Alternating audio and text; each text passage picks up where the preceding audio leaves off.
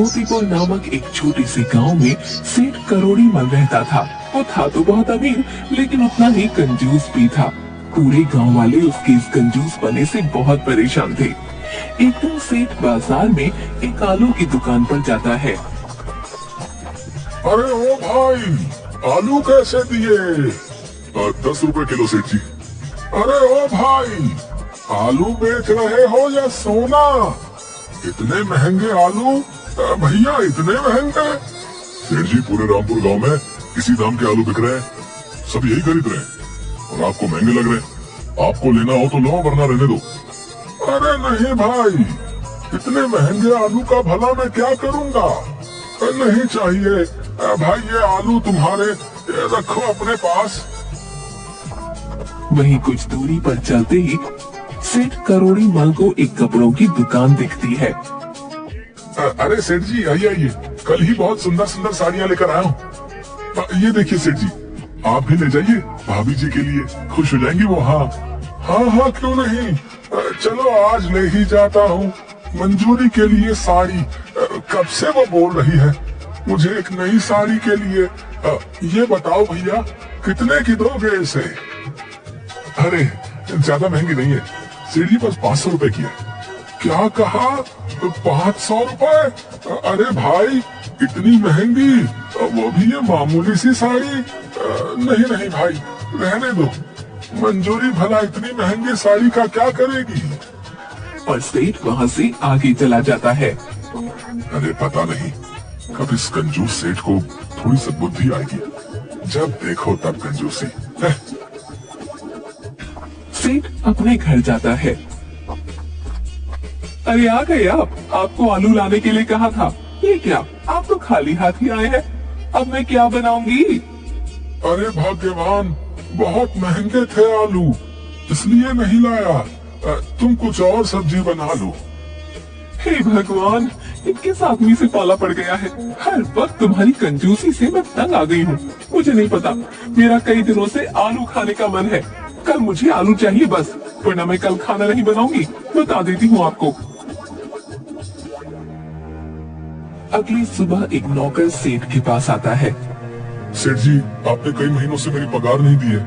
अरे पिछले महीने ही तो दी थी तुझे तेरी पगार। सेठ जी, वो पिछले महीने की बात नहीं है, कई महीने बीत चुके हैं उस पगार को तो।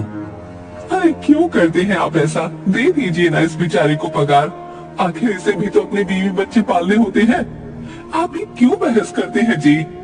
अरे हाँ हाँ ठीक है, तुम चुप रहो, मैं कहीं भागा थोड़ी ही जा रहा हूँ। दे दूंगा इसकी पगार, कल आके लेके जाना, ठीक है? सेठ की ऐसी बातें सुनकर नौकर बड़े उदास मन से ठीक है सेठ जी, जैसी आपकी मर्जी, बोलकर वहाँ से चला जाता है। अगले सुबह सेठ अपनी दुकान पर जा रहा होता है कि तभी गांव के दो लोग आपस में बात कर रहे होते हैं। अरे भैया सुना, पास वाले गांव में बहुत सस्ते में आलू की बोरियां मिल रही है। हाँ भाई सुना तो है, मैं तो कल ही जाऊंगा, आखिर ये मौका फिर मिले या ना मिले। अरे सस्ते में आलू की बोरियां? अरे वहाँ अब तो मैं जरूर जाऊंगा, पास वाले गांव में, और मंजूरी को सस्ते में खूब सारे आलू लाकर दे दूंगा। हाँ।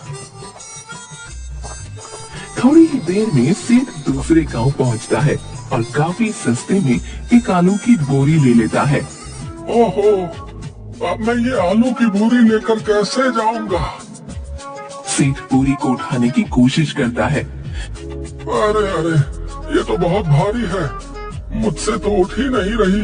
लगता है इसको ले जाने के लिए किसी सवारी की जरूरत होगी। तभी उसे रास्ते में एक घोड़े का रथ दिखता है। अरे ओ रथ वाले भैया, तनिक रामपुर गांव चलोगे क्या? अरे हाँ सेठ जी, क्यों नहीं, बिल्कुल चलेंगे, लेकिन जरा आज हमारे घोड़ों की तबीयत ठीक से नहीं है, इसलिए जरा आराम से बैठिएगा। अरे हाँ भाई ठीक है। और रथ चलने लगता है। थोड़ी ही देर बाद रथ का घोड़ा बहुत तेज भागने लगता है। अरे ओ भैया, ये क्या कर रहे हो? तनिक अपने इस घोड़े को थोड़ा धीरे चलाओ भाई। अरे सेठ जी, मैंने तो पहले ही कहा था कि मेरे घोड़े की तबीयत आज ठीक नहीं है, अब ये रुक ही नहीं रहा है। भगवान, अरे भाई लगता है आज तुम्हारा ये घोड़ा मेरी जान लेकर ही छोड़ेगा। हे भगवान, आज मेरी जान बचा ले, पूरे गांव को भोजन कराऊंगा। हाँ। सेठ कई बार ऐसा बोलता है। थोड़ी ही देर बाद अचानक से घोड़े का रथ रुक जाता है। आज तो बाल बाल बचा, वरना ये घोड़ा तो मुझे मार ही डालता। हे भगवान, तेरा बहुत बहुत धन्यवाद। अरे सेठ जी, अब तो आपको पूरे गांव को भोजन कराना पड़ेगा। अरे सेठ जी, अब मुझे मत भूल जाइएगा। हाँ? मैं अभी जाकर पूरे गांव वालों को बता देता हूँ कि करोड़ीमल सेठ पूरे गांव को दावत देने वाले हैं। हाँ। ऐसा बोलते हुए वो रथ वाला वहाँ से चला जाता है। अरे ये क्या बोल दिया मैंने? ऐसी गलती कैसे हो गई मुझसे? अब ये रथ वाला सारे गांव वालों को जाकर बता देगा कि मैं दावत देने वाला हूँ और सारे गांव वाले मेरे घर आ जाएंगे। फिर तो सभी गांव वालों को भोजन कराना पड़ेगा मुझे, और अगर सभी गांव वालों को भोजन नहीं कराया तो मेरी बड़ी बदनामी होगी। अरे अरे अरे, ये क्या हो गया मुझसे? ये सोचकर ही सेठ बड़ा उदास हो जाता है। सेठ अपने घर जाता है। अरे आ गए आप? कहाँ चले गए थे? काफी देर में लौटे हैं। अरे मैं तो तुम्हारे लिए आलू की बोरी लेने गया था, लेकिन एक नई मुसीबत आ गई। क्या हुआ जी? आखिर ऐसी कौन सी मुसीबत आ गई है? क्यों ऐसी बातें कर रहे हैं आप? सेठ अपनी पत्नी को सारी बात बताता है। अरे ये तो कितनी अच्छी बात हुई जी, आखिर आपकी जान बच गई। आपने खुद ही तो बोला था कि आप सभी गांव वालों को भोजन कराएंगे, और ये तो और भी अच्छी बात है कि हमारे घर सभी गांव वाले दावत पर आएंगे। वो सब हमें कितनी दुआएं देंगे। अरे तुम चुप करो भाग्यवान, है? क्या तुम्हें ये नहीं पता कि गांव वालों के भोजन का खर्चा बहुत महंगा पड़ जाएगा? मेरे इतने सारे पैसे इस दावत में खत्म हो जाएंगे, लेकिन अब तो मुझे गांव वालों को दावत देनी ही पड़ेगी। अब मैं क्या करूंगा? सेठ काफी सोचता है, फिर उसे एक तरकीब सूझती है। सेठ एक हलवाई को अपने घर बुलाता है। सेठ जी, आपने बुलाया मुझे? बताइए क्या बनवाना है आपको? मुझे ऐसे लड्डू बनवाने हैं जो किसी से भी न चबाए जाए। तुम एक एक लड्डू काफी बड़ा और ठोस बनाना। अरे सेठ जी, ये क्या बोल रहे हैं? आप ऐसे लड्डू का भला क्या करेंगे जिसे कोई भी न खा पाए? तुमसे जितना बोला है तुम सिर्फ उतना करो, समझे? कल सुबह सारे लड्डू घर पहुंचा देना। ठीक है सेठ जी, जैसी आपकी मर्जी। ये सभी बातें सेठ की पत्नी चुपके से खड़ी सुन रही होती है। अगले दिन सुबह सभी गांव वाले सेठ के घर आते हैं। सभी एक साथ बैठे होते हैं। उनमें से एक गांव वाला, अरे भाई, आज तो मजा ही आने वाला है। कंजूस सेठ के घर कभी भोजन करने को मिलेगा, ये किसने सोचा था भैया? भाई वाह वाह वाह, मैं तो पेट भर कर खाऊंगा भैया। हाँ भाई, सही बोल रहे हो। आज लगता है सेठ जी ने बहुत मजेदार मजेदार पकवान बनाए होंगे। हाँ, मेरे मुंह में तो ये सोचकर ही पानी आ रहा भैया। इसके बाद सभी गांव वाले हंसने लगते हैं कि तभी वहाँ पर सेठ करोड़ी मनाता है। अरे सेठ जी, आज तो हम जी भर कर खाएंगे। हाँ हाँ, क्यों नहीं भाइयों, अभी थोड़ी देर में तुम्हारे लिए भोजन आता ही होगा। तभी गांव वालों के सामने सेठ का एक नौकर पत्तों से बनी खाने की प्लेट एक एक करके रख देता है। काफी देर के इंतजार के बाद, अरे भाई, न जाने कितनी देर में आएगा भोजन।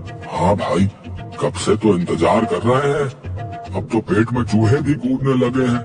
अब सब्र नहीं होता भाई।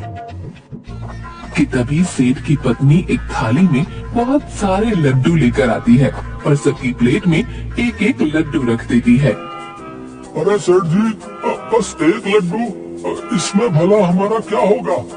इस एक लड्डू से तो हमारी भूख ही नहीं मिटेगी। अरे भाइयों, ऐसा नहीं है। मैंने आप सभी गांव वालों के लिए काफी सारे पकवान बनवाए हैं, लेकिन मैं आपके साथ एक खेल खेलना चाहता हूँ। खेल? भैया कैसा खेला सेठ जी?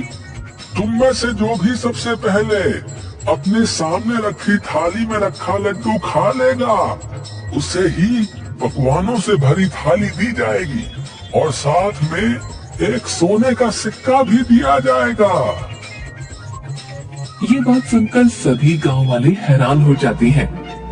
सभी गांव वाले अपने सामने रखे लड्डू को उठाते हैं और खाना शुरू करते हैं। थोड़ी ही देर में गांव वाले अपना अपना लड्डू खत्म कर देते हैं, जिसे देख सेठ हैरान हो जाता है। अरे ये कैसे हो गया? इन सब ने तो ये लड्डू खा ही लिए। हे भगवान, अब तो इनके लिए पकवानों से भरी थाली मंगवानी पड़ेगी। ये लो सेठ जी, खा लिया आपका लड्डू। आहा, अब जल्दी से पकवानों से भरी थाली मंगवा दीजिए। आहा, बहुत तेज भूख लगी है। हाँ हाँ ठीक है, मंगवाता हूँ अभी। कि तभी सभी गांव वालों को पकवानों से भरी एक थाली दी जाती है, जिसे गांव वाले बड़े चाव से खाने लगते हैं। थोड़ी देर बाद सभी गांव वाले भोजन करने के बाद, अरे वाह, आज तो सेठ जी आपने मन खुश कर दिया हमारा, बता रहे। सारा भोजन बहुत स्वादिष्ट था।